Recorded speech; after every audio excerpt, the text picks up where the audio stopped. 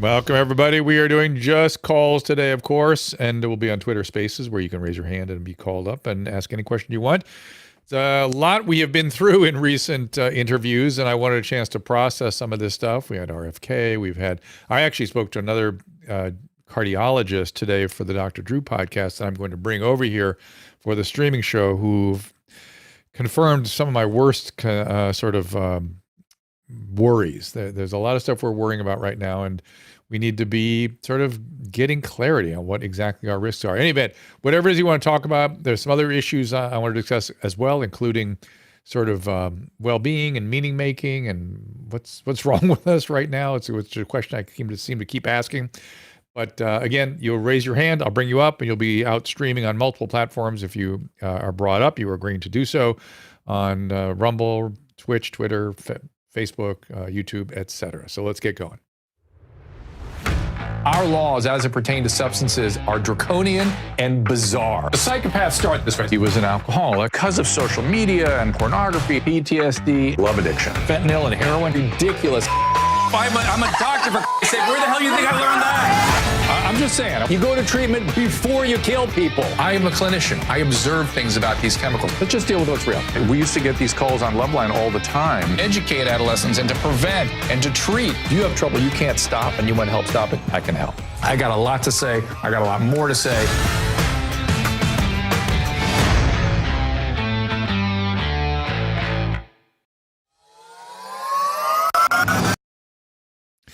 Okay, so let's get to it already. I'm reacting to some of the things you guys are saying and tweeting and whatever.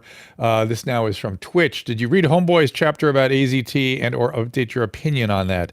I saw his documentary and I took issue with that with him in person when he was here for the interview, because I was there I was a resident as part of the research for the AZT. I was there right after the approval when we opened the boxes. You cannot imagine what that was like as a clinician at that time, telling people every day they had 6 months to live and there was nothing you could do. Now, we had something for whom, well, with which we could do a little something. It was clear this was not going to cure anybody, but if we could push things back 3 months, 4 months, 6 months, during that time, we will develop other antivirals. We will come up with combinations, which is exactly what happened. In addition, we came up with other treatments for the illnesses that were taking these young men down. So the Kaposi sarcoma, the Burkitt's lymphomas, the pneumocystis pneumoniae, the cryptosporidia, the coccidomycosis and the cryptosporidiosis, these meningitides and the lymphomas. We came up with very interesting, creative, effective treatments to keep pushing things back while we worked on trying to come up with an effective cure or effective treatment for the HIV, which we eventually did, and in short order. So the fact that people are taking on AZT was, in fact, you all watched the Dallas Buyers Club movie with, oh gosh, what's his name from Texas? Does the Lincoln commercials? I'm going to watch. You guys are going to tell me. Susan, are you listening? Matthew McConaughey. Matthew McConaughey, thank you. I was saying MMM.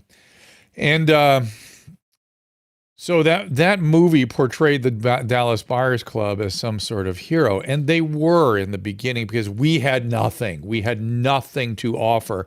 So if they wanted to go down to the Dallas Buyers Club or organizations like that and try anything, what are we going to say? We had nothing to offer, which is interesting. Isn't it interesting how in the present pandemic, as opposed to that epidemic, in the current pandemic of COVID, when doctors wanted to try things, they were crushed for it. Back then, the people that were trying things were the heroes. Very interesting. Now, the reality is, once we started having effective treatments, those organizations became a huge problem because they started telling patients exactly what RFK's book was saying, which is this is a poison, this is going to kill you, this is causing the syndrome, they haven't done the right studies. And yeah, we were working hard to get the right studies done. And the fact is that killed probably thousands of young men, that misinformation, but maybe not. I mean, we were really not doing the greatest job with the illness ourselves, but they were part of the problem for a couple of years there. We had some effective treatments, but the word wasn't out yet. So I'll never forget that experience of working through HIV and AIDS. It sort of informed a lot of my feelings about this particular pandemic. But isn't it interesting? I never thought about it till this present moment that the Dallas Buyers Clubs, which were doctors trying all kinds of way outside the box treatments for HIV, those were the heroes. In the present pandemic, anybody trying anything, and by the way, harmless treatments, those were the criminals, or those needed to be silenced. Very weird, very different. All right, let me get right to some calls here very quickly. This is it Michelle? Michelle. Hi, Dr. Drew. How are you? I'm good. How are you? I'm well. So I can ask my question staying on topic with CDC recent recommendations for the COVID vaccination for children entering school. Yes. I could find a whole lot of meaning. I am 100% with you on. I'm so confused in this upside down world. Yes. My life is about joy and happiness, but man, it's just not out there right now. And this one's going to cause a lot of, I'm an educator, a lot of uproar. Many parents are going to say, no, thank you. We'll take our kids out of public school. I'm afraid you're absolutely right. Let me, before we go to the vaccine, let's talk about the lack of joy. That's a good way of framing what I'm seeing. I literally was in a Starbucks 2 days ago, and I was looking around. There were all these alone millennials, all with various states of, looked like anhedonia to me. Like they couldn't find enjoyment in things. They looked very unhappy. They were on their phones. And I literally looked around the room and I went, ugh, what are we doing? What's going on here? Why are we fighting, and what are we fighting for? And I can just imagine how they feel. You know what I mean? And then I heard Scott Adams today say the exact same thing. I was sort of surprised. He goes, you feeling it? How people are having real trouble finding joy and meaning in things? And I thought, wow, he is onto it. Is that what you're talking about? Yes, you can see it. You can see it when you walk into a coffee shop. It used to be 3 years ago. Do you remember even the noise and the chip and the chatter and the conversation that people were having? Yes. It doesn't exist anymore. Have we just been broken by this experience, or has it? That's what I'm trying to figure out. I'm trying to understand, is it depression from the experience of all this? Is it the COVID and the vaccine itself? Are these viruses causing a neurological thing?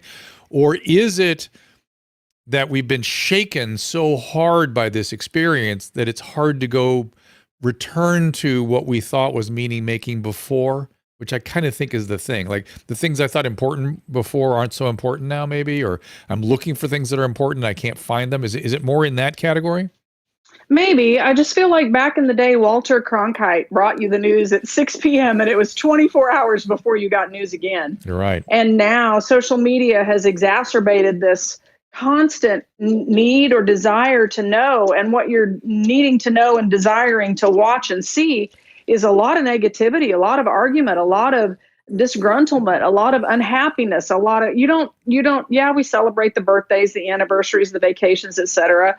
But to your point, maybe it feels like the brain's going to the negative instead of the joy and the meaning-making opportunities. Yep. And it's funny, as you were saying the phones, a couple of people on these chat spaces said the exact same thing, that the phones are the culprit. But it's not just the phone itself. It's also, as you say, it's the delivery of this negativity and these headlines and these extreme fear-mongering in relation to anything, Ukraine, monkeypox, COVID, everything. So, all right, so let's get to the vaccine stuff. So, did you hear our conversation yesterday? Yes. Okay. So Kelly Victory's theory is that this is a march towards putting it in the, I forget the official name of what, this category. It's essentially the mandated vaccines for childhood, essentially, measles, mumps, tetanus, that kind like of thing. Measles, mumps, exactly. And they're going to put it in that lineup. And the reason they want it in that lineup is it will give them eternal liability coverage. So the liability coverage they have now for the emergency use authorization will be sustained indefinitely if they get onto that panoply, get onto that panel. So this is a movement in that direction. Now it's still up to the states to decide whether they're going to mandate the vaccine or not. What state are you in? Kansas. So, I mean, Kansas has been pretty reasonable, haven't they? They've been sort of, no? Yes? They have been. And I have to tell you, our enrollment in public schools, I know this I just know this, is down because over the last 2.5 years, parents said, phooey, I can do this online and feel better about it. More will decide to do that if there's a mandate. And I don't know. I don't know whether Kansas will be politically pressured to make this a mandate for public school or not. Like you opened with, why the mandate? Why the rush to what do we do? I don't get it. You know, there's another layer to this for me. Peter Hotez, who is a pediatrician virologist who I interviewed on this stream about maybe 6 months ago, and we had a conversation. He's a good guy. He knows what he's talking about. But he tweeted yesterday this pediatric evaluation of pediatrics and COVID. And in that document, he alleges that the mild and asymptomatic COVID is causing long COVID at the rate of 1 in 4 children. I was like, what? What do you? That means there'd be nobody in school ever anywhere. You'd have a 50% decline because 25% have already vanished in many of the states, and that'd be another 25%. It's like what? And so it occurs to me that the pediatric community is in some sort of a panic about this that does not fit clinical reality at all. Either that they're not used to seeing sick kids and it shook them up, or they're not doing proper analysis on long COVID. I don't know. Something is very wrong in the pediatric group. And I think that's where this mandate is sort of coming from. They're feeding into the CDC, and the infectious disease people are just taking it at face value. But it's not accurate. The reality is 99.99% survivability with kids. Long COVID, not clear even what we're talking about, if it even exists with kids, or we just don't know what you're talking about. And the multi-system inflammatory syndrome does happen, is benign, much like you all point out that the myocarditis seems to be recoverable, seems to be not having long-term consequences. We know for sure the multi-system disorder does not cause really serious consequences that I've ever seen. Maybe there are occasional case it does. The myocarditis, we worry still that it may have long-term consequences. So there's a lot going on still. And what does your good friend Adam Carolla say, who I still want to date one day? Put the children in cages, right? God, I wish I don't wish that on you. But anyway, so he says two things about children in cages. His latest preoccupation is Jennifer Lopez, who he declares had to say something, had to speak up. And so she danced, and that was the end of that. And now that there's still kids in cages, she's got no more to say about it, but okay. And when you win over the children with a mandate like this, you've just right. Oh dear! And Mama Bear will come out fighting. Now is the time to speak up. Not necessarily them, because it was leave them with the coyotes or try to put them in a detention center. But anyway, that's right. The other thing he was saying is, he keeps saying to me, and he said it just about 2 hours ago, which was that the trajectory of this vaccine is going in a very clear direction. At first, it was 100% effective. Then it was, well, it's not going to prevent infection, it's going to affect severe complication. Well, it's not really going to do that either, but they seem to be doing better.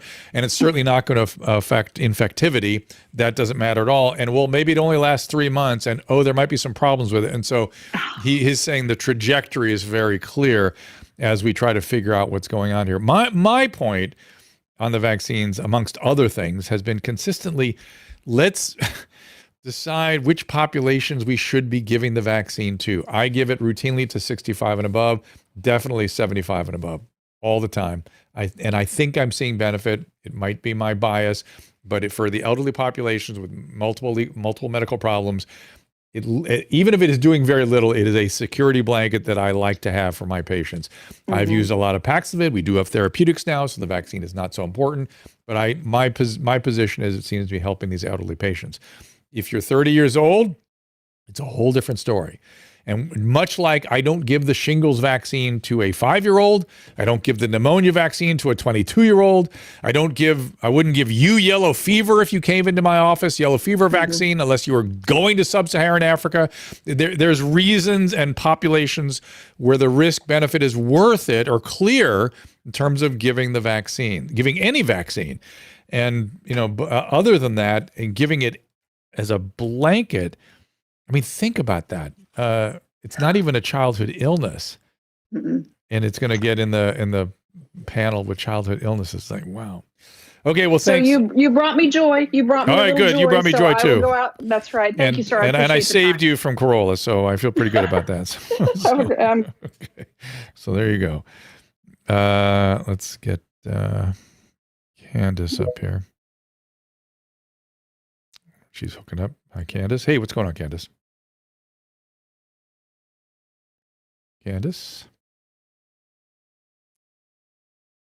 You're muted. So the microphone in the lower right-hand corner should, the little red. Oh. There you are. So here I am. Mm-hmm. Okay. Thank you You bet. for taking my call. Of course. You were So- early to the podium, so there you go.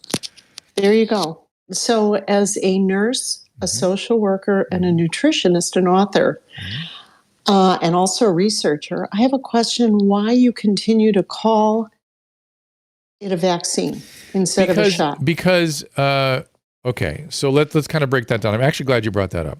So why do you want to call it a shot?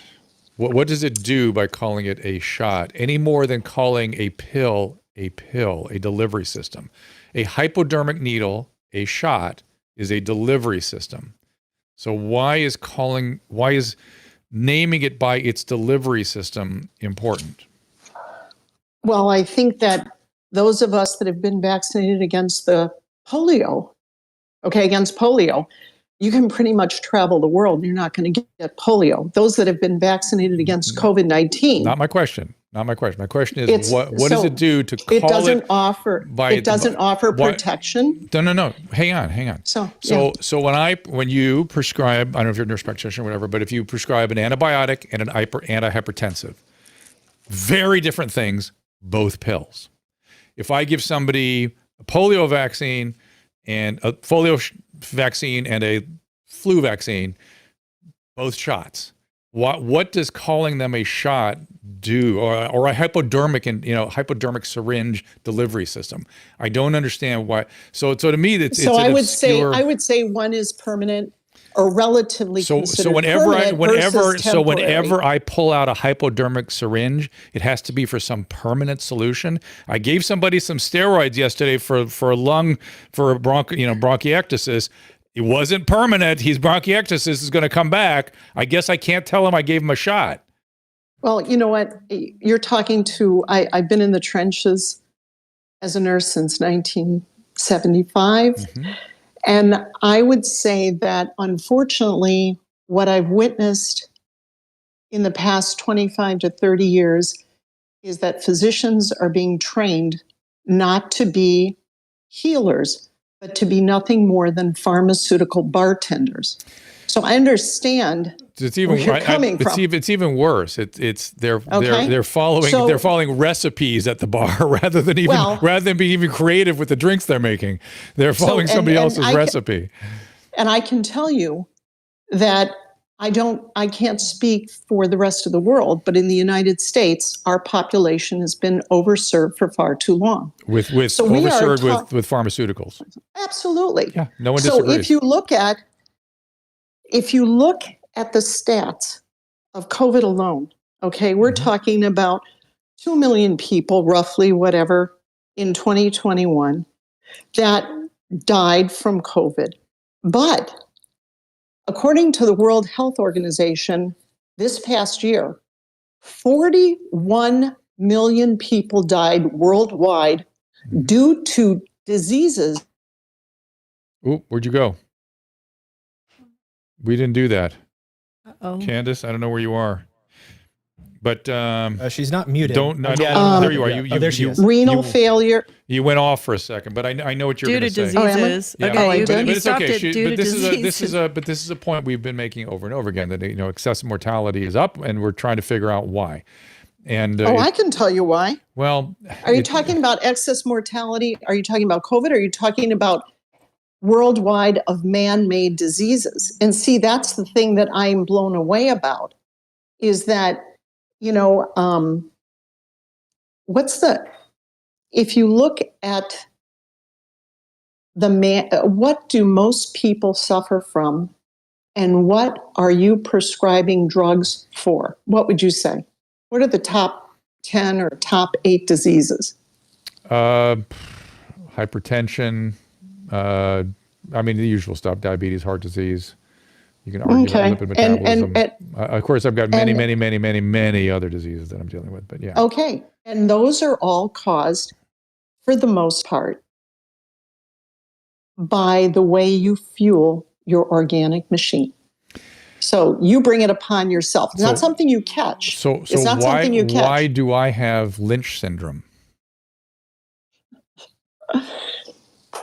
I would have to take your history. Okay. I would have to examine you. So it's and I would have to. What I have a genetic disorder called Lynch syndrome. Okay. I have MSH6 Lynch.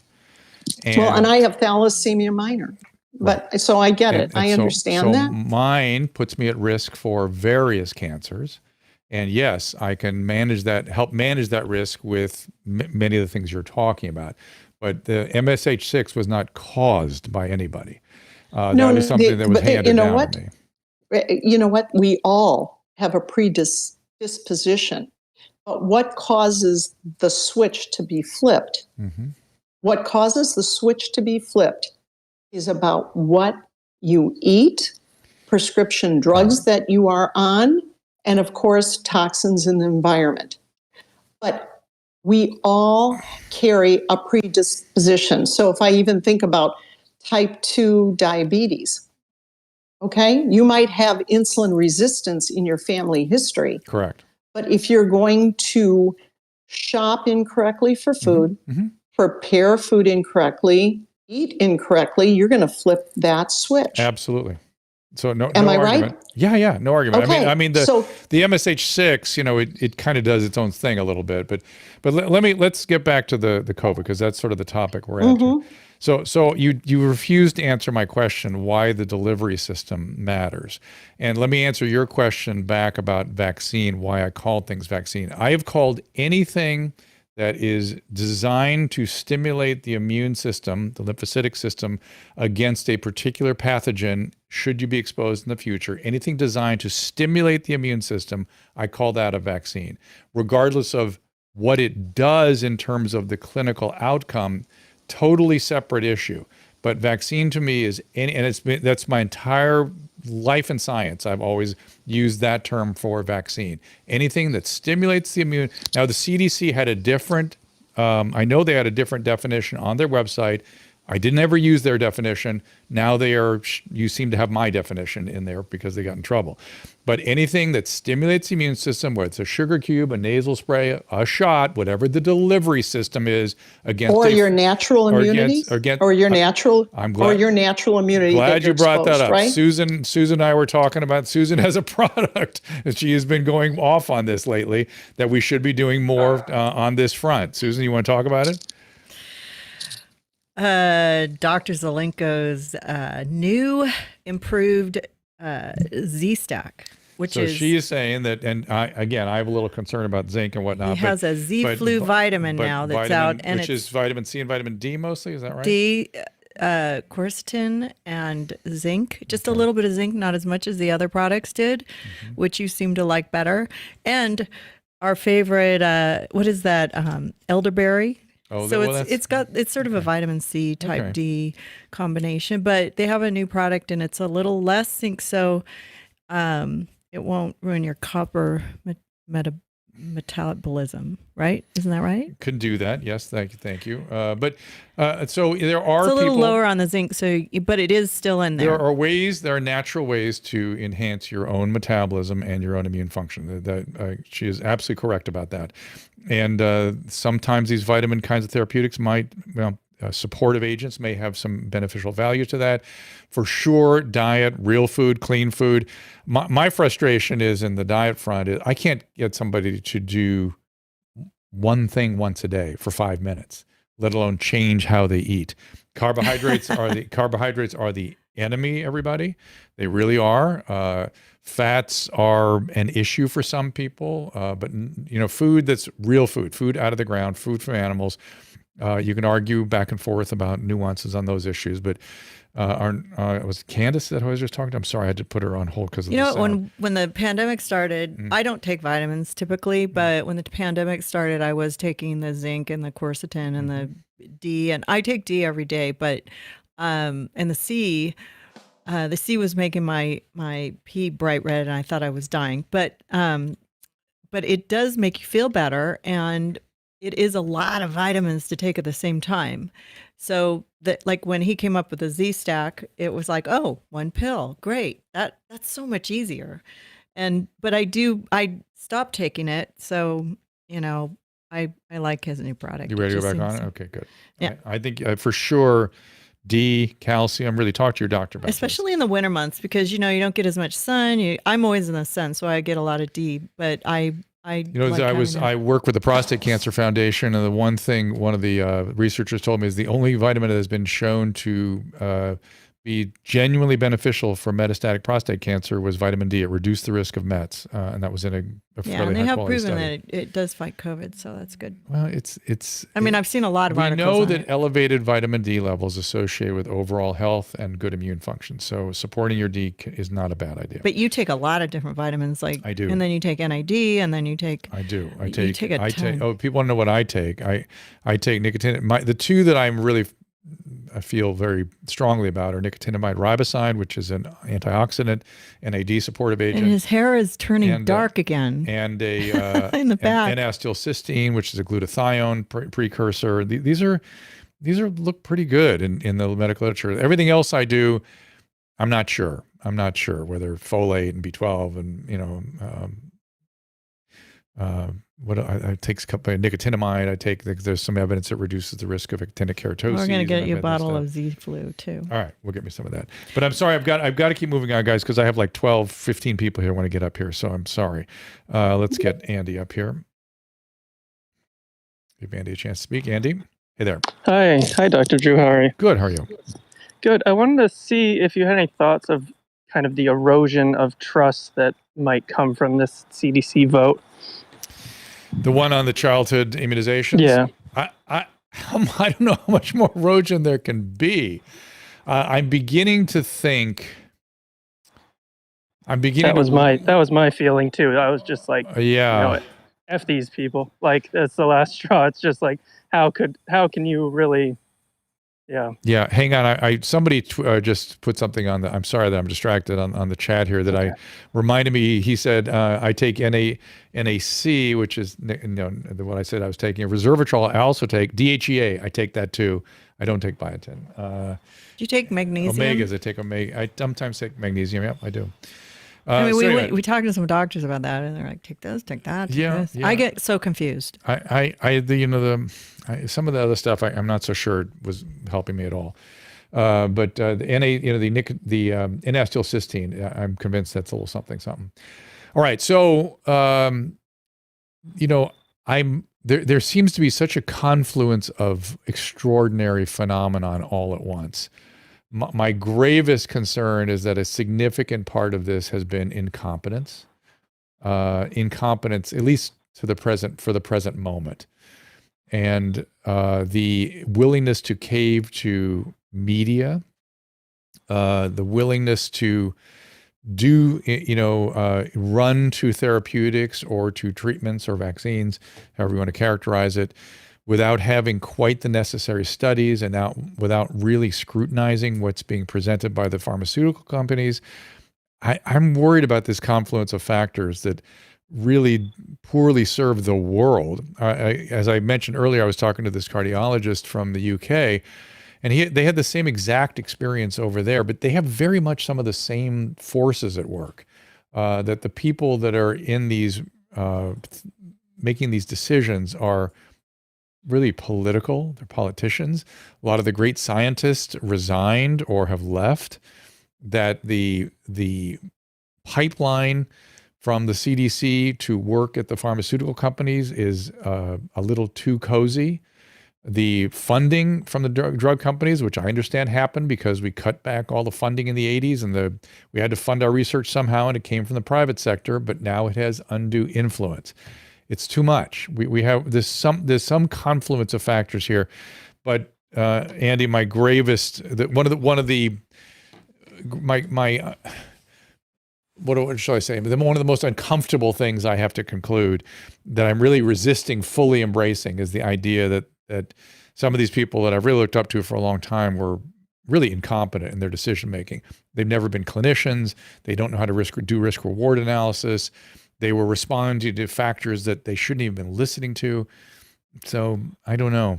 I feel like, to speak about the loss of meaning, I kind of feel like that kind of loss of trust has happened for me for the past couple of years in just basically everything. You know, the politicization in media and music and, you know, nutritional advice. It's just kind of like the veil has been lifted on so many of those things. And it's like, I don't care about seeing movies anymore. You know, I don't care about the new album that comes out. You know, it's just like, I feel like that feeling of you've been lied to has spoiled a lot of meaning for me, and I'm not sure if that extends Andy, to other people. I think you put your finger on it. I had not connected those dots specifically, but that makes perfect sense to me.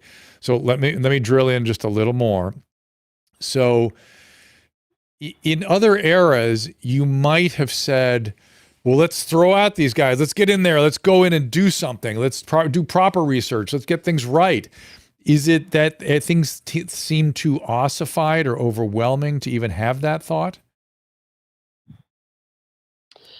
I think it just seems like, complete just powerlessness. Powerlessness. Like how do you convince a country to not listen to the CDC after, you know? So Andy, your whole life has been, I get it. So what do we do? Do you have a recommendation? What would get you excited again, do you think? I don't know. I mean, I think that we're seeing signal. I think this is going to be very interesting because clearly we're seeing a signal just from the adoption of the boosters and the low adoption of the childhood vaccines that, like, even if people aren't going to come out and say, like, I don't think my kid needs this thing, like, the numbers are kind of showing that. So, and do you think there's a burnout in all this? We're just tired of all this, and then now where do we go? It's been so. I'm not sure because it's hard to tell, like, what I'm seeing in my little online bubble, but it's like when you see the numbers, like those adoption numbers being so low, it's like, no, people are feeling different than they're willing to say. They're feeling different, and they're feeling more that way. Whatever that feeling is, it's coming on. You can kind of feel it coming on. And please do not be a stranger here. If you have any more insights, how old are you, if you don't mind me asking? I'm 37. Yeah, so that 25 to 35 zone is what's, I think, really getting hit the hardest right now with this part of this. I think the biggest thing I've realized recently is, like, I think a lot of people my age, like a lot of my friends are having their first child at like 40, and you know, that age shift, I feel like, was one of the biggest lies that I've kind of realized lately. What do you mean? What's the lie? The lie is, I think now I'm just realizing, like, you know, I should have thought more about family and settling down earlier in my 30s, and not, then I wouldn't be feeling like rushed into that now, because I feel like there's so much in media and whatnot, and from the left to, you know, just kind of have fun and, you know, be a dog mom, you know, whatever kind of things that it's kind of against the nuclear family and correct and all those traditional things. And I think men particularly have been squashed. The spirit of male and getting things done, and you know, that those sorts of inspirational kinds of masculine qualities are just considered toxic and white supremacy and bad, evil, avoided. You know, right. You're afraid to express anything like that, I would imagine. Does Jordan Peterson have any meaning for you? Anything he's saying? I read his first book, but I've kind of fallen off from following him too much lately. Okay. But just curious. I'm trying to think of things that might get you going, get you engaged again. He always talks about write your story, like really think what your narrative is going to be and then go live it. So Right. that's one of his insights. All right, Danny, don't be a stranger. Let us know how you do here, okay? All right. Thank you. You Have bet. a good one. You bet. We're going to keep taking calls. I'm going to keep watching you guys on Restream, but we're going to take a little break first. Be right back. Consumer price index yet again going up. Stock market in turmoil. What's our government doing to quell the surge of inflation that is gutting American families? Oh, yeah, they're spending more money and adding to the burden. Don't bury your head in the sand while your savings get decimated. It's time to do something about this. Visit birchgold.com/Drew. Now, I don't give investment advice, but you can visit birchgold, BIRCH, gold.com/Drew. Birch Gold will send you a free info kit on protecting your savings with gold in a tax-sheltered account. Great people with almost 20 years of experience converting IRAs and 401ks into precious metals IRAs. Don't let your savings lose value. Visit birchgold.com/Drew and claim your free, no obligation info kit from Birch Gold. You can own physical gold and silver in a tax-sheltered retirement account, and Birch Gold will help you do it. Birch Gold has an A+ rating with the Better Business Bureau, countless 5-star reviews, and thousands of satisfied customers. Check them out now. Visit birchgold.com/Drew and secure your future with gold. Do it now. For a long time, I've been talking about the holy grail of skincare, Genucel, and the amazing results that both Susan and I have seen. I'm a big fan of Genucel's Silky Smooth XV. It's a moisturizer soaked right into my skin instantly, and with its immediate effects, I saw fine lines and wrinkles visibly disappear within 12 hours. Susan loves Genucel's vitamin C serum, infused with the purest vitamin C, absorbs to the deepest layer of the skin thanks to Genucel's proprietary skincare technology. I am a snob when it comes to using products on my face. The dermatologist makes a ton of money from me. But when I was introduced to Genucel, I was so happy because it's so affordable and it works great. I was introduced to the Ultra Retinol Cream, which I love at night. All the eye creams are amazing. People notice my skin all the time, and I'm so excited because it's actually working. And right now, Genucel has bundled my favorite products and Susan's for you to try today for up to 60% off retail pricing. That's right. Save up to 60% on my favorite Genucel products today. Just go to genucel.com/Drew to see what's in our bundles and receive an extra 10% off at checkout when you enroll in their personal concierge at checkout. That again is genucel.com/Drew, GENUCEL.com/DREW. We're back. Somebody was just rumble ranting about Liz Truss, and Susan and I retweeted a tweet today because Anthony Scaramucci said she lasted 4.5 Scaramucci's. That was pretty funny. Pretty funny. And Scaramucci is going to be on a reality show with me in January where we go to the Wadi Rum Desert and are recruits for Navy SEALs, believe it or not. They are bonded brothers. We are indeed. I never thought I could say that, but here I can now. So, Yep. I just want to talk about my Genucel package. Okay, go ahead. If you get my package, which is 50% off, it comes with the wrong one. Sorry. Comes with a Genucel dark circle treatment, which I love because I have a little scar under my eye and it gets rid of. The hyaluronic acid serum, which has a little bit of lactic acid in it. I can't say it, but it's in there. The DFS, which is it's the citrus serum. It's a vitamin C serum, which is really good for tightening your skin, and the retinol cream. And then Drew's is a little bit different because he uses the immediate effects too cream and also the Genucel XV. So go in, look at our packages, get the discounts, and test it out because you're going to like it. So thanks, Susan.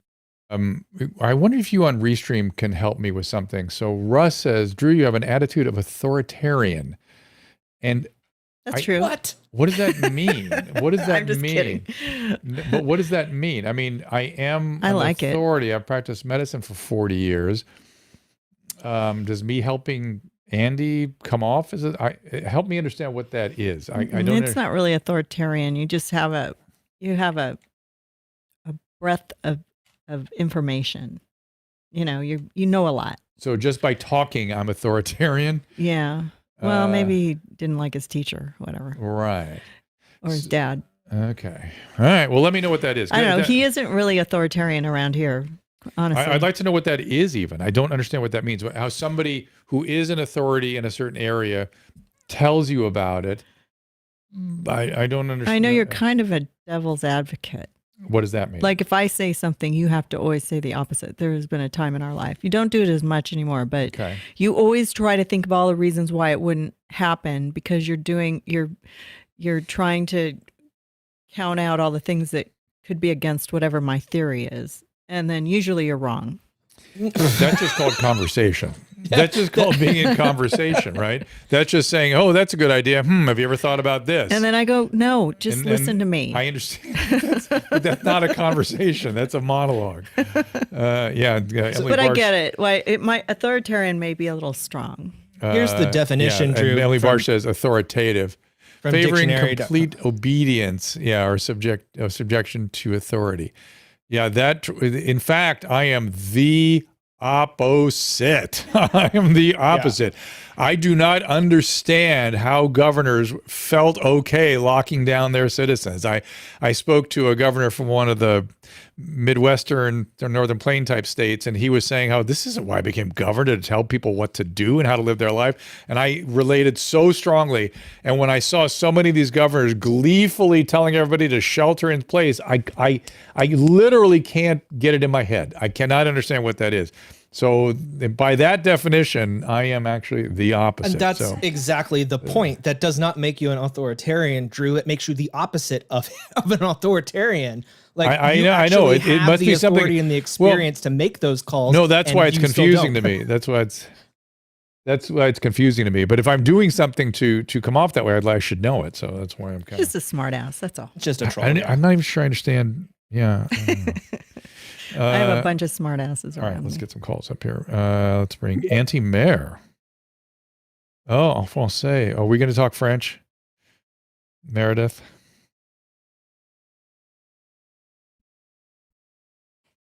Si nous parlions. You got to unmute yourself. You just muted yourself. Unmuted. There you are. Come on. Hi, sorry, I got very quiet there for a second. There you are. What's happening? Still very quiet. So just kind of wanted just a couple of things. So I moved from Chicago to California, Orange County in 1990. Mm-hmm. So Iraq was my jam until I moved back to Chicago in 2009. So I would commute from Corona to Costa Mesa, and Loveline was my thing. Right. And but at least you were in California during the glory days. You left just in time before it turned into a crap hole. But here we are. A shit show. A shit show. Totally. A shit show. Yeah. And I kind of want to go back to the joy thing. Yeah, please. So I have a couple of friends who I kind of joined into a text group representing all different times of my life, like grade school, high school, college, and professional. And I kind of brought us all together because they were texting me individually about, like, am I crazy? Like, I can't figure this out. What's going on during the pandemic? Right. And slowly each of us revealed kind of what got us through it was God or a spirituality, like really coming to the conclusion that I am not the most powerful thing in the universe, regardless of what you want to call it. But I am not the nexus. Like there is something more powerful than me in this universe. Yes. Because otherwise I wouldn't be able to deal with the evil that I am seeing. And do you sort of grapple with something they used to call theodicy? You know, what could the meaning be of all this evil?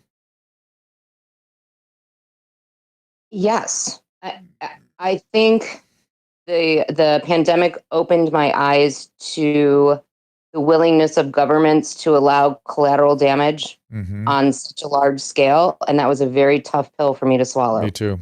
Yeah. But then I was listening to Lex, what's his last name? I'm blanking. He has a podcast. And the guy who was interviewing was just said, in the 20th century, the ability of centralized governments to harm their citizens was sort of on a scale never imagined. So we can do it.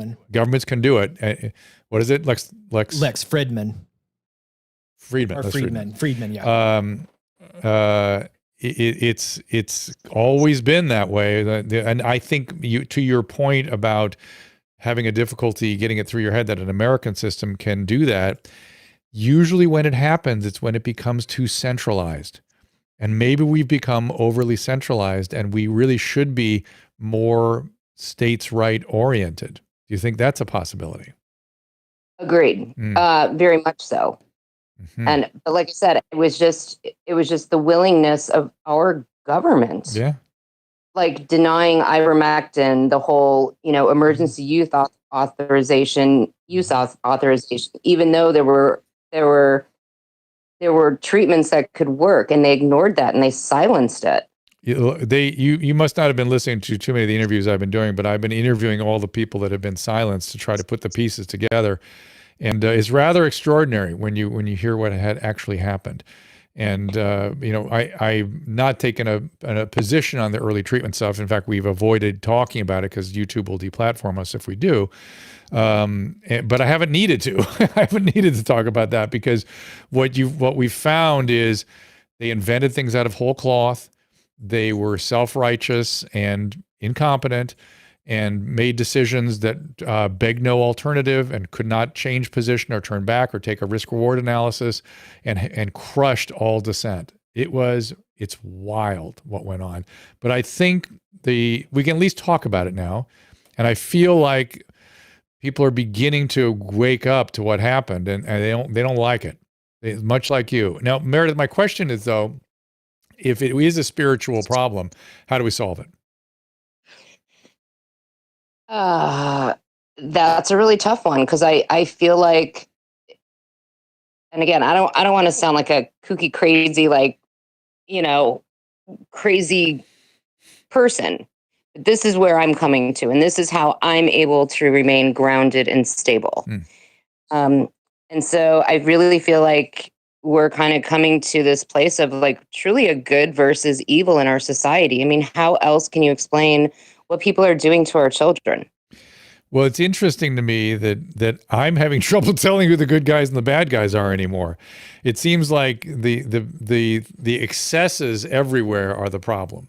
That when people take extreme positions, whichever direction, that's how we get into trouble. And it's then hubris around those positions that are particularly concerning.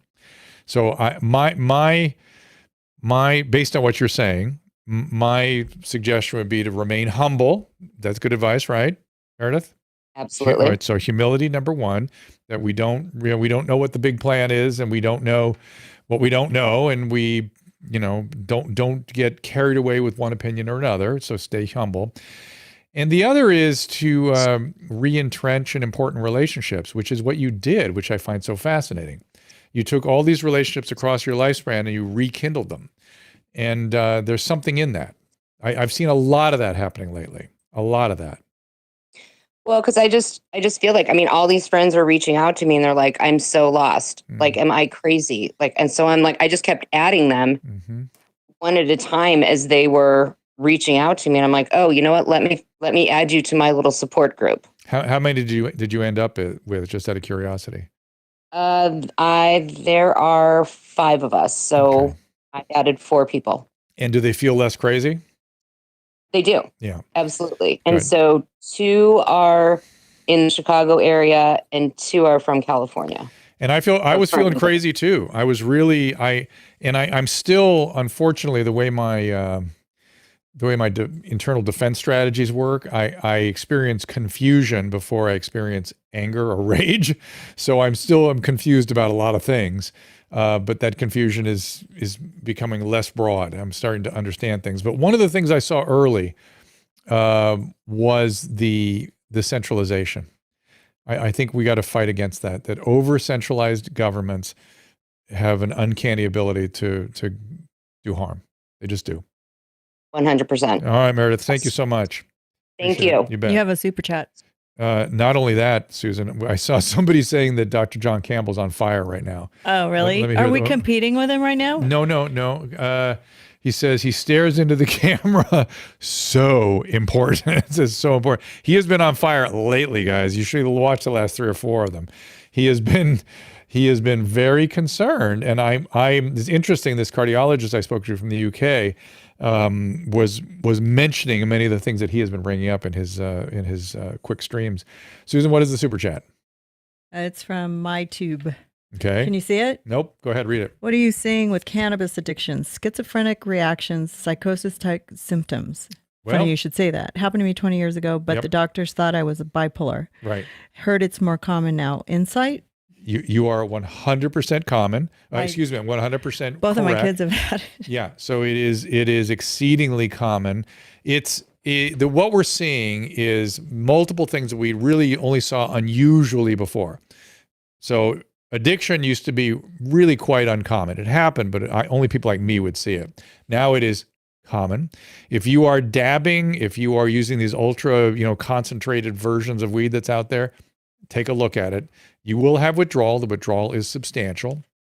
People Yeah. are developing hypomania and psychotic symptoms. They get very grandiose. They get kind of delusional. Then they can sometimes, Susan, you had dinner next to a kid that had a frank psychosis, remember? Right. So we were He was talking, sober, though. We were Yeah. at a retreat. we were at a presentation on Place drug called addiction. Retreat. Yeah, in Florida. And the dinner, the chair next to Susan was this young kid that regaled her But with I this. think like kids think that, or people, not just kids, think that pot's okay, and then they just Okay. keep using and using, and then at a certain point, it's a breaking point, right? Not only that, it has a really rapid onset anosognosia. So it blocks the insight into what it's doing to you. So you may start having trouble where you're not functioning as effectively as you used to, and you will not be aware of it because you'll feel inflated and big and you're sort of bigger than life because of the weed. Also, cannabis hyperemesis, exceedingly common. If you know somebody who's vomiting and hasn't been explained, ask if they're smoking a lot of weed. It is every time. And I've seen these people getting multi-million-dollar workups and no one asked them, are you smoking pot or smoking weed? So I feel like- hyperemesis, addiction, what's that? Also, Susan, can I get because a water, please? so many people recommend marijuana for nausea Well, and for that's those the- symptoms, so that you right. might just make it worse. Well, and it, worse do, without it does work. thinking. And look, and a lot of people, right, that's very true, Caleb. And a lot of people use this drug without any trouble. I'm not saying that it's a bad drug. There's no such thing as a bad drug, in my humble opinion. But there are problems, and we need to be realistic about it. And the fact that we can't have realistic conversation is what bothers me. So, we're going to probably, most states have legalized it now. And the discussion that has been had over the years that, oh my God, it's not nearly as bad as alcohol. Correct. It's not nearly as bad as tobacco. Correct. But now we're going to bring another chemical into that lineup. We're going to have a third. It's going to be owned by Big Tobacco, everybody. They're the ones that are going to take over. They've been rapidly taking the product over. Sorry, I'm having a weird allergic reaction. You get psychosis from cigarettes. No, but you get other things. I mean, we're going to have a trilogy. We're going to have pot, we're going to have weed, alcohol, It and also tobacco. stays in your system when you're trying to get off of it. Like it's really, because it has stays in your fat It cells. takes a and- while, but it doesn't affect you in the fat cells. You look, I go out of my way to be exquisitely accurate with this drug. Everything I'm telling you is 100% accurate. I've seen a lot of it. I've been practicing addiction medicine since 1991. So what is that, 30 plus years? I've seen it all. And I've seen what this drug has done over time. And it's super, super clear what's happening. And yes, alcohol in terms of impact on days of work lost. It's a carcinogen. It's the only drug that is commonly fatal in withdrawal. It is has more per capita effect than any other drug. Car accidents, it's alcohol. Yeah. That's the king. Alcohol is the king of adverse health effect. Tobacco was close behind in its own little way. We're doing better with that now. And again, we're going to add a third in here. And just as long as we can talk rationally about it and deal with it, I'll be fine I mean, with if you have a little bit here and there or whatever, but if you're waking up and having a bong hit for breakfast, you Right. might end up kind of You stoned by You nighttime. might want to look into it. You might. That's all I'm saying. And you might get a little psychotic. Mhm. Particularly with the super potent stuff. Yeah, That's where we're it's getting more in trouble. potent. I couldn't believe when I went to New York and there was a pot truck right in front of our building on the Upper West Side. And I was like, why don't we have a martini truck there too? Because that's bad. I mean, look at this. Everybody Drew, at the AT&T was sitting there. We were all like, yeah, that would be better. We all decided. Look, saw this you news guys, earlier today. everyone wants, yeah. So I am not the buzzkill guy. I am not interested. Really, they can sell cannabis wherever they want to. I don't have a problem with it. I really don't. As long as you'll listen to me when I tell you what the deleterious effects are and what you got to worry Well, about. there were and- these guys like sitting in a car, like just on the corner, kind of car was kind of catty corner, like on 95th. There's not a lot of room there. And they were all just laying there like dead in the eyes. I think they were all really wasted. Sure. And they weren't, it was weird. And look, in been there in a couple of California, years. effectively all drugs are legal. Effectively. Everything is legal here. And you see what happens on the streets because of legalization. I mean, that's what happens. And so, you know, I don't like that happening to people. That's kind of sad, but I don't make the laws. So let me... I mean, New York had a tough time during COVID, so I guess that's a good way to eliminate the anxiety and getting high and whatever. Oh my God, Susan. This is J. Fro. Stop. This is Jenny. Jenny, stop Susan now. Hi, Jenny. Hi, Dr. Drew. Hi, Caleb and Susan. And Susan. Yeah. Tucky. Actually, that last super chat question was really informative. My daughter got off, what do you call it? I think you referred to it. It's one of the, they're super concentrated. Oh, dabs. The dabs, or yes. the wax. The Yeah. shatter. Yeah. Shatter. Yeah. Yeah. And it was like, I was on the phone with her every night for nights because she was having insomnia, and it was just awful to getting off of that stuff. It was terrible. Yeah. But she had her 1 year anniversary being clean last month. Oh, Right, congratulations. Yeah, our daughter's in the program too. Same thing. Same exact thing. She's in her, She's she's about like 10 months now. Yeah. Mhm. Almost December, it'll be a full year. Crazy. Well, that's awesome. Yep. So that wasn't my question, but my question was actually, I was listening to the There she is. stream with Dr. Prasad yesterday, and I had to leave halfway through it. I'm going to finish it, but he did touch on something, and I'm really curious what your opinion is on it. And it's he mentioned that the national health professionals sharing this what if data, like what if we didn't do anything? What if there was no vaccines? Here's how many deaths we would have.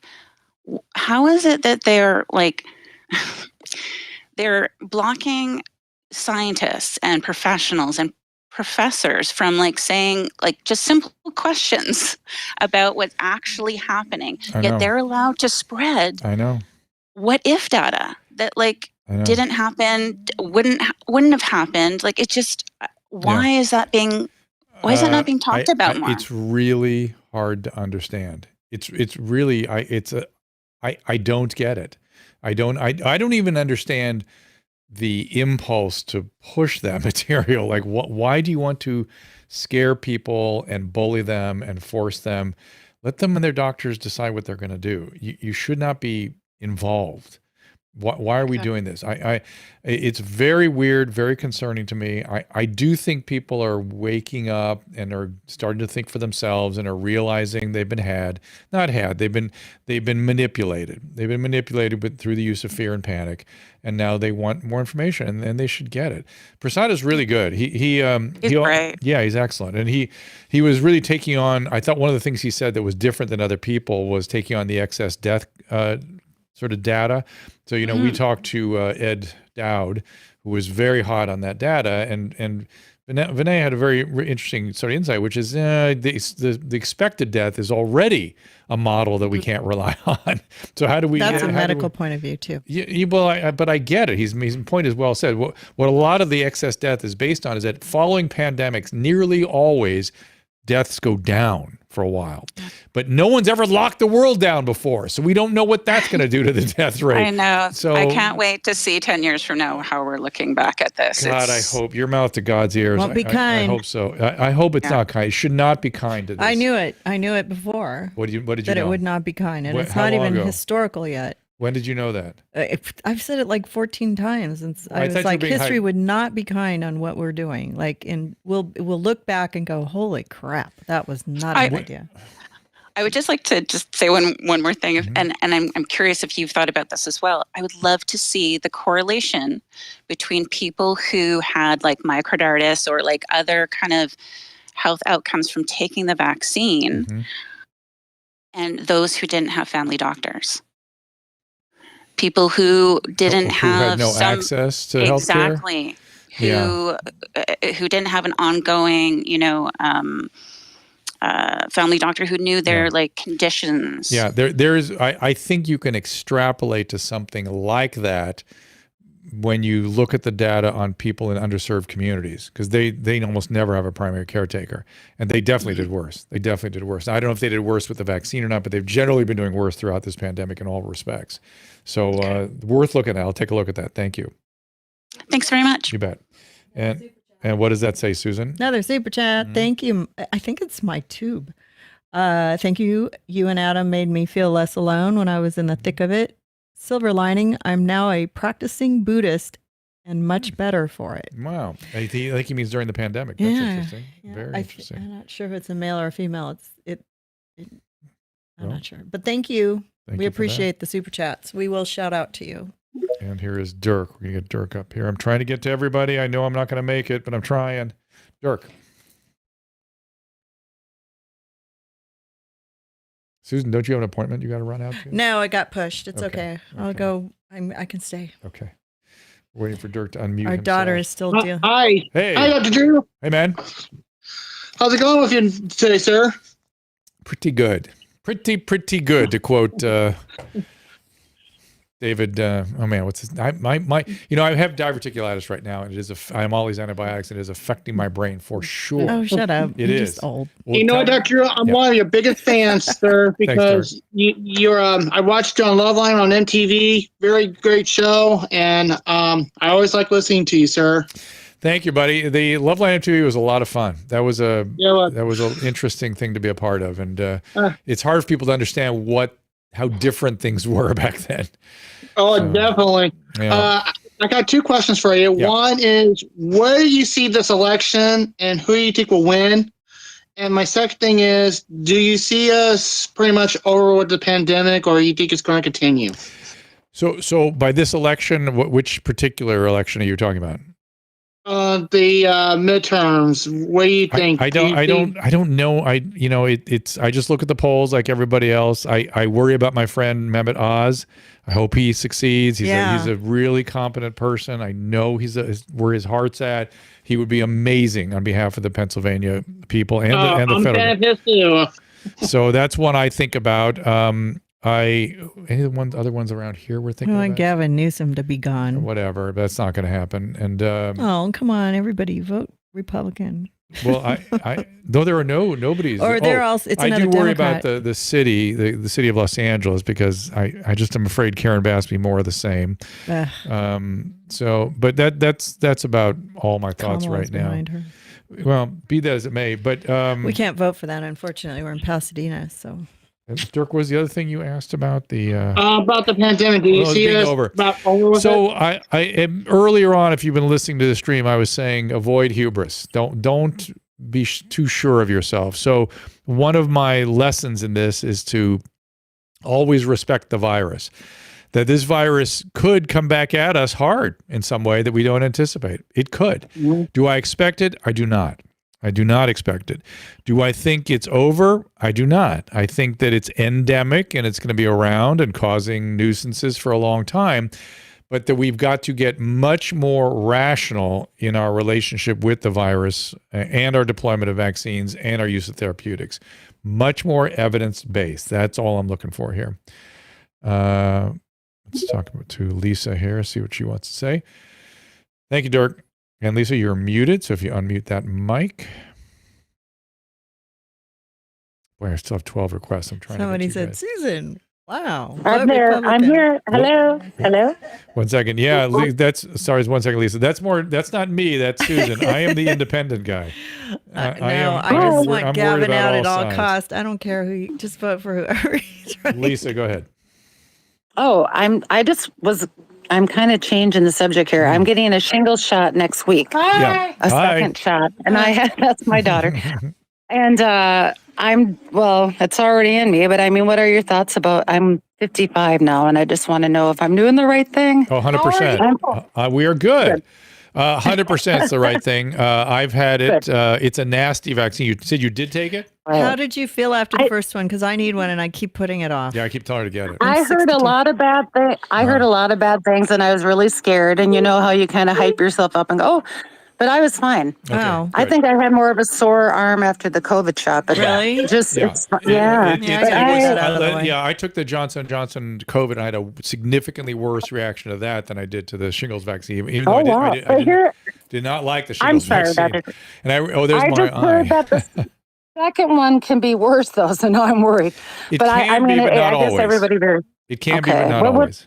What are the symptoms? What could I mean? Just kind of like a flu shot, just kind of a sore arm, and maybe. No, it's malaise, like weakness and malaise. Oh. And, yeah, just ugh. How I feel every day. I never would notice it. Wow.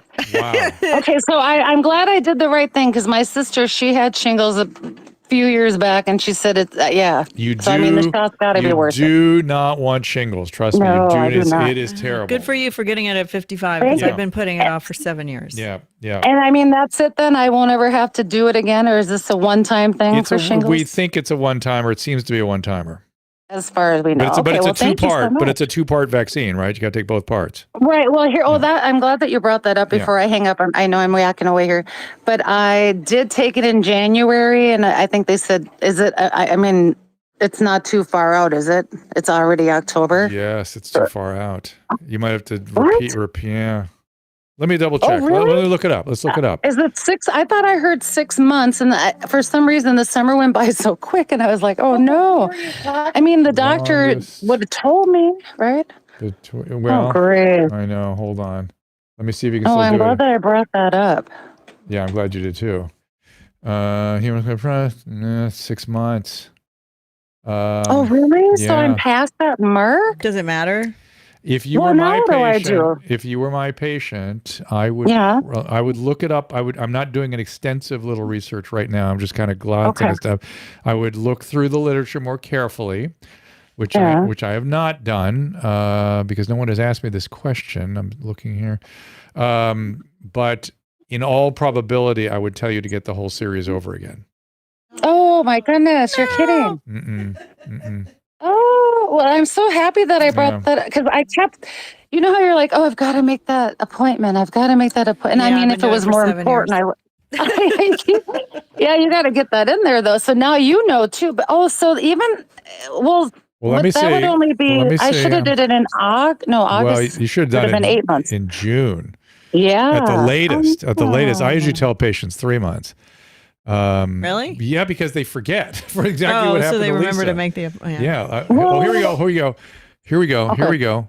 Oh, here we go. Oh, he found Wait, something. I'm wrong. I am wrong. It sounds good. It sounds good. What should I Because do? would the doctor have called me and said, hey, you got to get, well, then I suppose they'd have to do that with everybody. Here as it is. What should I do if a patient waits? This is for the doctors. What should I do if a patient waits longer than 6 months to get the second dose? You should give the second dose as soon as possible. You do not need to restart the series. So there you go. Oh. So there you go. Well, they didn't tell me. They told me to wait 6 months now. Isn't that, you know Well, what I you- mean? You've gone I wouldn't longer. have It's wanted. okay. Three You to don't have to six. do it again. 3 to 6. You don't have to. But do here it is on this. Is Yeah. I think this is the CDC. Whose website am I on? I'm on the. Well, I mean, CDC. I'm out 10 months now. Everybody loves CDC. No, but they're saying you don't need to look. They're this is CDC. I think for Okay. me, I might make you do the whole thing again. I might. Drew. But here's the CDC saying you don't have Well, to. I don't want to get shingles. I mean, whatever. I know. I guess I could ask my doctor too. Yeah, ask your doctor. Obviously. CDC says just take that second vaccine as fast as possible. Okay. Okay. Well, I'm So at gonna. least do that. It's this Wednesday. Yeah, and call your doctor and ask, make sure that he or she agrees with that, and off you go. Well, that's what I said today because I made the appointment today, and she said, "How's Wednesday?" And I said, and I told her exactly, but this was the person taking the. Yeah. Just make sure that the information gets to your doctor and that he or she's cool with that. Otherwise, you really think, Dr. Drew, that I probably have to do the whole thing again? No, probably, I'm not huh? saying that. I did not say that. I did not. Be very careful. You got to listen. No big deal. I choose my words very, very carefully. Yeah. Be Yes, careful. no, I understand. So what I'm saying is you need to get the vaccine as soon as possible if your doctor All right, agrees. which I'll be doing. That's what I'm Okay. saying. I also said if I were taking care of you, we would sit down and go, Oh, God. how much do you really not want to get shingles? And let's call, and we would probably call the pharmacist together and go, what do you guys recommend? Do you think we should restart this? Okay. We would think about doing the whole series again. And my bet would be you and I working together would end up taking that series again. But that is not the recommendation, and you should follow whatever your doctor says, okay? Right. Okay. Okay. And now, before I hang up, usually I hang up and go, oh, I should have asked them this, but it was coming to mind. I don't want to do a double whammy and do a flu shot the same day. Right? Don't do that. No, never do that. I think I did that one of the things. If I remember right, I did it, but don't do it. Just spread them out a little bit. There's no point. Okay? How long do you think I should spread that out? I mean, it depends how miserable you are with the shingles. I mean, a week or two is fine. Okay. Okay. Okay. Well, thank you guys Right. for your help. I Right. appreciate that. You bet. See ya. Have a good one. Thank you. Bye-bye. Okay. Everything cool, Susan? You're good still? Yeah. Oh yeah. Right. We're gonna wrap up soon, guys. I'm trying to get to all this stuff there's here. Still This so many is, people on the line. I know. I feel guilty. Winston, we're gonna get you up here. Hey, what's happening, Dr. Drew? Just kind of wanted to bring up kind of what's going on as I see it. See if I can shed some light onto the CDC decision today. Please. So again, now this is as I understand it, but what this all boils down to is the 1986 Vaccine Childhood Injury Act. So basically, what had happened in the early 80s, you'd kind of even mentioned it earlier about funding and whatnot. Vaccine manufacturers were just getting hammered with lawsuits, Yes. Be it from real or not real. Right. Injuries were happening, and they said, you know what? All right, screw it. We're not going to make vaccines anymore. Right. Washington immediately pulled the handbrake. I think it was the DPT vaccine, but at any rate, they put through that the act in 1986, and what it did is basically created the no-fault system for vaccine manufacturers. Gave us the VAERS system, and then also the vaccine injury court. So if you get a flu shot, you get injured, you don't sue the manufacturer, it goes to this court, which is a federal court. Yeah. And now this basically, again, now this is just as I understand it, but what it does is once they get a vaccine onto the childhood recommended schedule is when they fall under this umbrella. Now that's for adult or childhood vaccines. So this is I didn't know it always, was adult also. That makes sense. Yes. exactly, Okay. exactly. And I think that's been kind of the fly in the ointment. And I vetted it out through the bill itself. And So why don't they go for just adult approval? Why do they have to have? because in order to get the protection, they have to be on the childhood schedule. Not on they can't be on the adult schedule alone and get the same Exactly. protection. The whole bill, Yeah. the 86 bill was based and predicated on, save the children, save the children. Okay, got it. And Yeah, then no, if I you knew look that at was what was moving things in that direction. It was quite clear that was happening. It was and go ahead. Here's the thing that really kind of gets me on it. I tend to really lean on Hanlon's razor.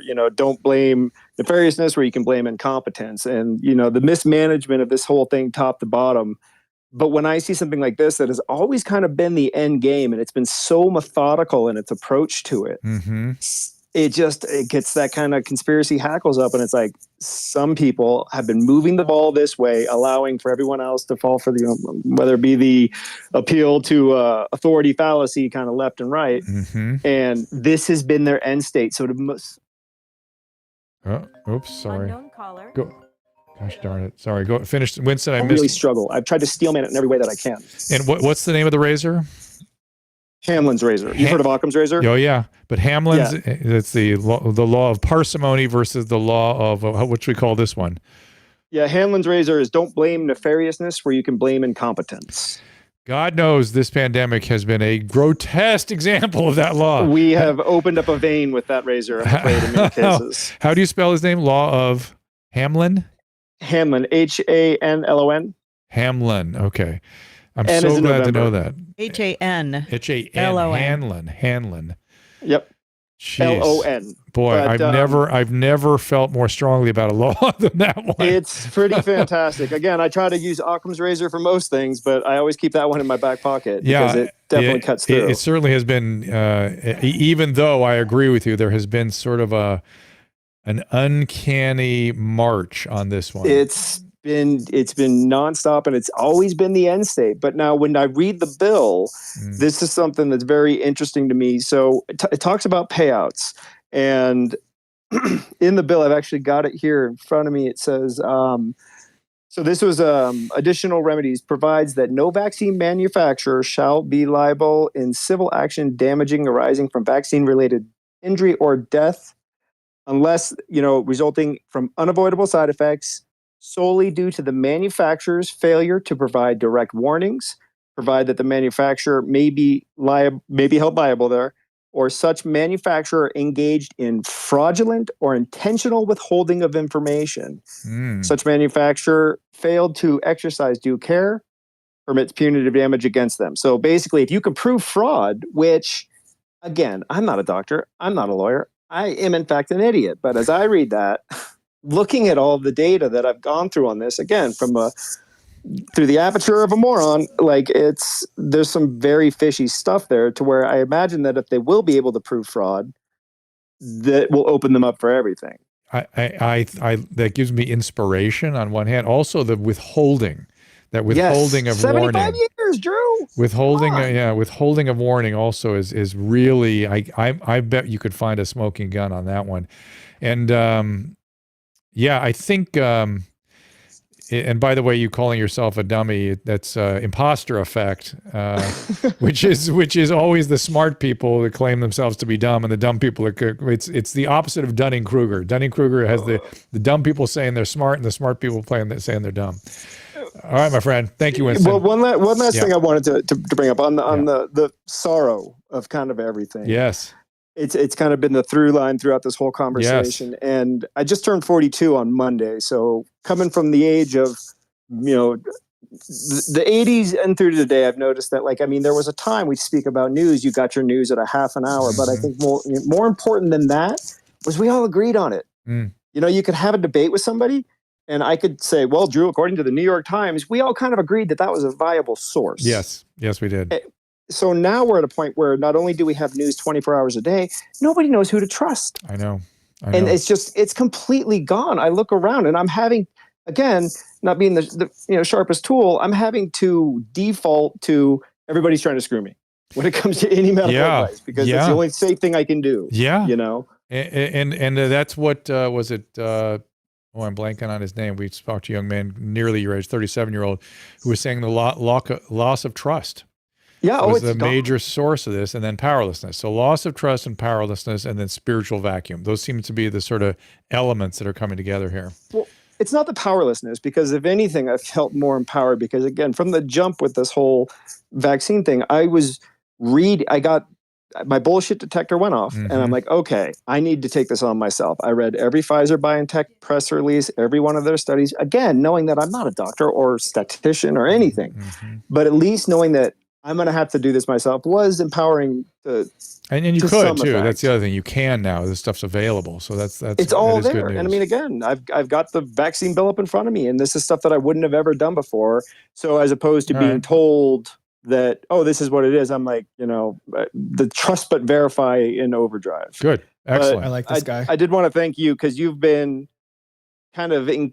you've been so cautious about this, and you've been kind of just a good counterweight.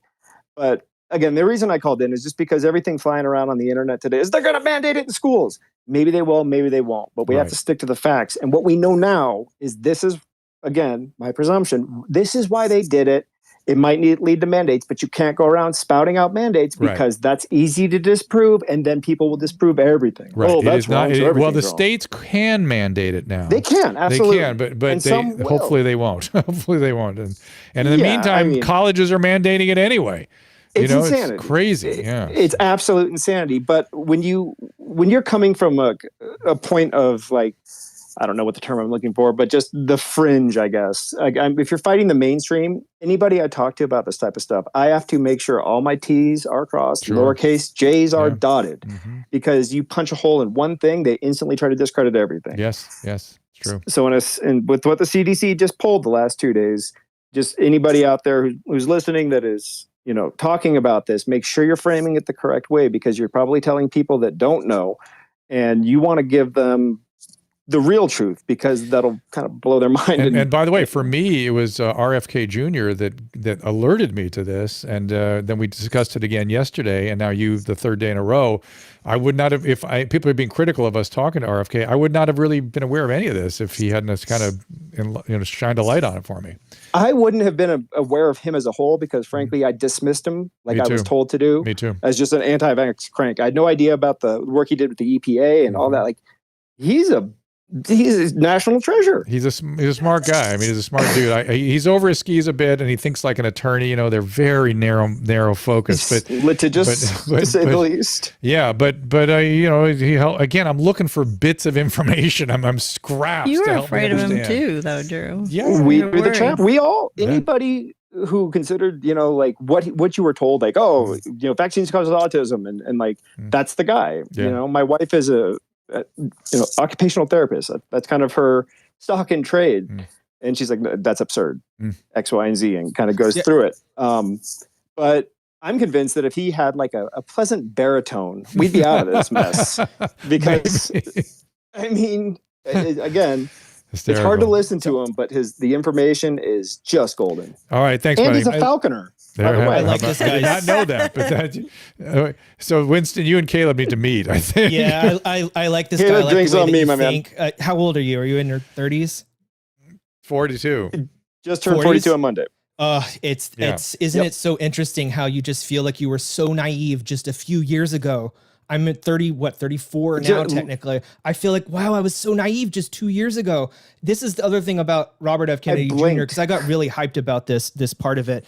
This is an actual quote from him that I was going to put up during his show that was in the New York Times in 2019, where he's saying, I am not anti-vaccine. I want safe vaccines with robust safety testing.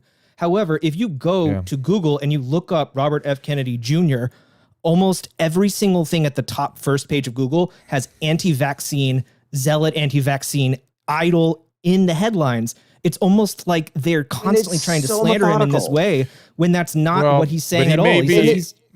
But maybe he is a favored sort of figurehead in that world. True. People, you know, they cherry, like Michael Malice has said, and I think it's great. The media is factual but not truthful. Boy, and you can cherry pick stuff that he says, and you can make him sound like whatever. But it's like a story that I heard, not to take too much time, but it's a good analogy.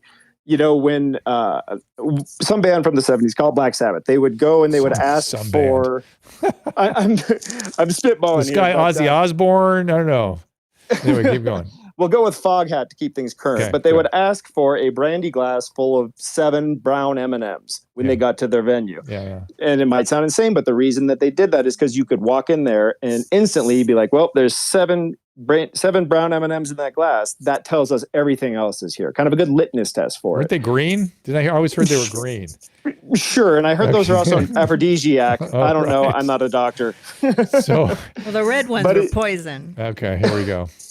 But it just seems like when I'm having to default on that, everybody's trying to screw me. Because when I see Google and any mainstream thing, to Caleb's point, like Google the guy and look at it. It's wild.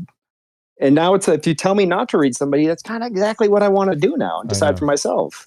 Yep, I agree. But at any rate, I can't thank you enough. Drew, you've been just phenomenal throughout this whole thing, man. A voice of reason. I appreciate you. Trying to make sense of things, buddy. Thank you so much. So sweet. Winston. Caleb, any more questions from your front? When you were saying you felt naive 2 years ago, what do you mean? You know, look, it reminds me whenever I first moved to California and I was in a parking lot of a Ralph's grocery store and my car had a scratch and some guys came up with like a magnet on the side of their truck and they said, oh, we can repair that scratch. Just hand us $200 right now. We'll go get the part and we'll come back.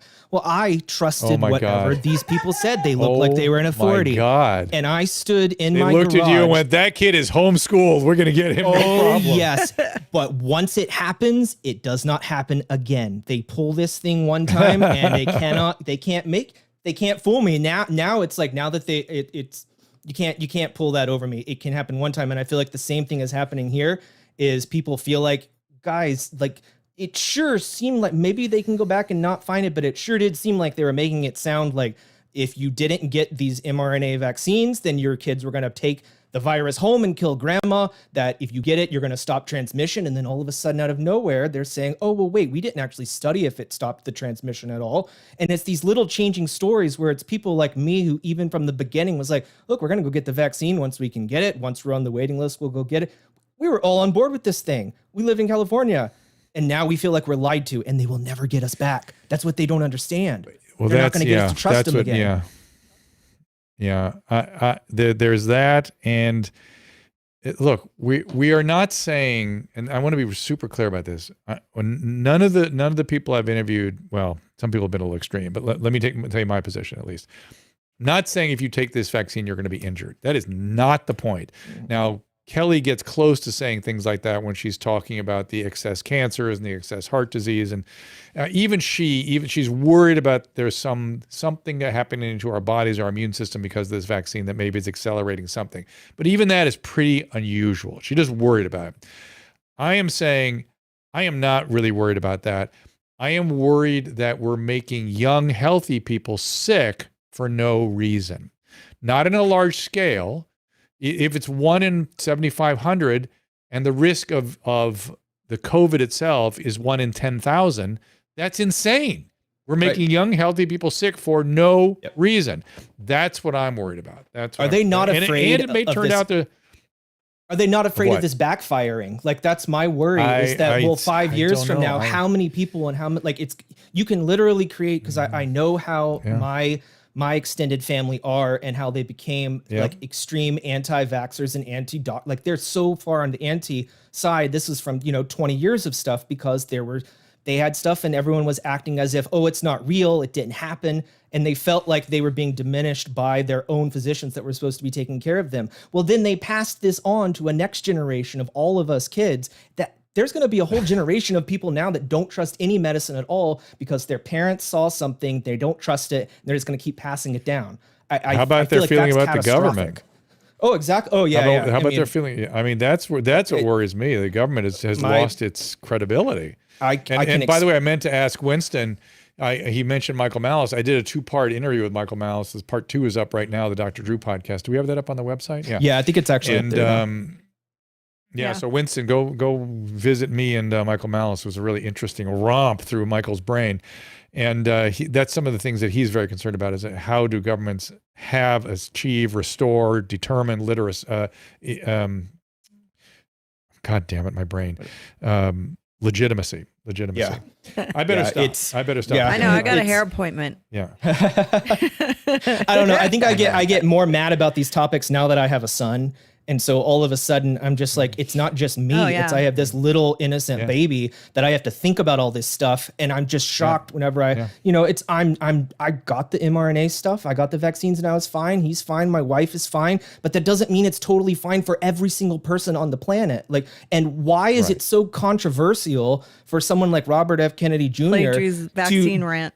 Well, why is it so controversial for him to demand a higher standard of testing for vaccines that we're going to be giving to our toddlers and infants? Like, why is that such a controversial And I would even thought? argue that this shouldn't even be getting to the American public. Why is it that a guy like Jay Bhattacharya raises his hand and go, hey guys, let's think about this, and they crush him, and they don't?